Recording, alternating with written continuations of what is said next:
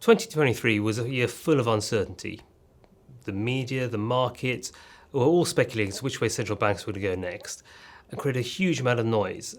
When you kind of think about that and then you think about how we perform, earnings are up, dividends are up, we've captured a huge amount of rental growth. I think a real lesson there is to kind of really focus on what we do well, focus on what's been a really successful strategy for a long time, and try not to get too distracted by a lot of the noise out there. When we think about the outlook for earnings growth from here, there's three key levers. There's rent, there's operating costs, and there's financing costs. In terms of rents, we're pretty confident. We've got really great occupiers who are growing, and therefore that should continue to grow the rent roll really quite nicely. In terms of operating costs, we've invested a lot in our platform in the last few years, but we're unlikely to grow headcount much more from here. So it's really about interest rates and financing costs and where that goes from here. Now, interest rates are starting to level out, maybe even come down. We've got a debt maturity of 7 years.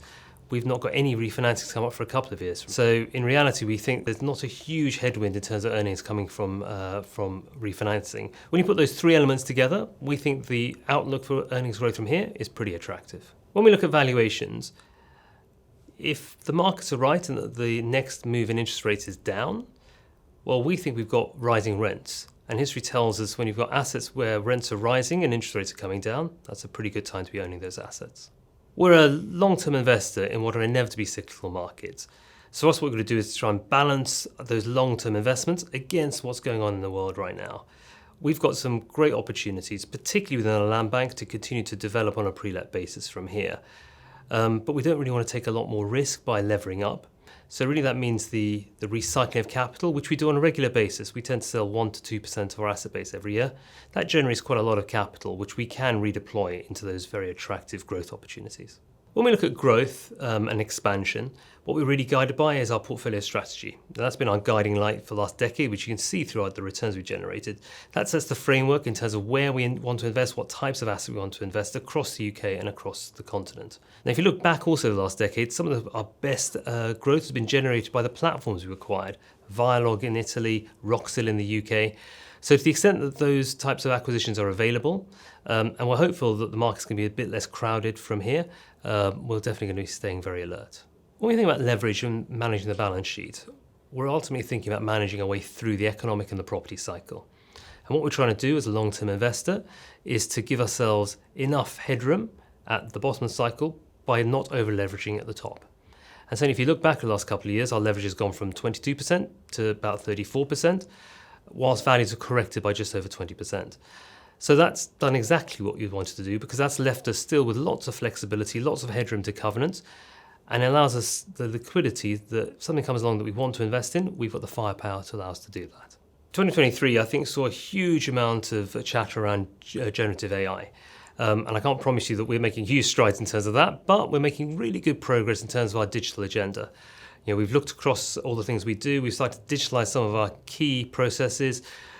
Data, in common, I guess, with a lot of other property companies, isn't as good as it can be, but we've got a much better handle today in terms of the area to focus on where we can make the biggest impact on our business and our efficiencies. If you look at the insights function, we've invested heavily there. The data analytics capability gives us so much ability to really understand more about what's going on in the world today and to give us some sense to what may be happening in the world tomorrow as well. So it's an area we're going to continue to focus and invest in from here. Looking ahead from here, I think 2024 could be a really exciting year for us. History tells us that there's some really rare but really profitable opportunities that come along at the bottom of the cycle, so we'll be keeping very alert to see if we can find those and execute on those. In the meantime, I think there's some terrific opportunity within the SEGRO business. On the standing portfolio, we've got a lot of reversion to capture, and the teams I know are actively seeking that out day in, day out through dozens and dozens of deals. On the development side, it's important to stay disciplined, but with a really strong occupier base out there, with the great land bank, we'll be thinking about some very interesting deals for us to be doing on that front as well. The SEGRO values, my favourite is say it like it is. To my mind, it's a great opportunity to learn from what we do really well, but also to learn from what we don't do so well. When I think about us being the best property company, it's not really for us to define. Ultimately, it's our stakeholders, our people, our suppliers, our customers, our investors, for them to really look at what we're doing and decide whether we're the best or not.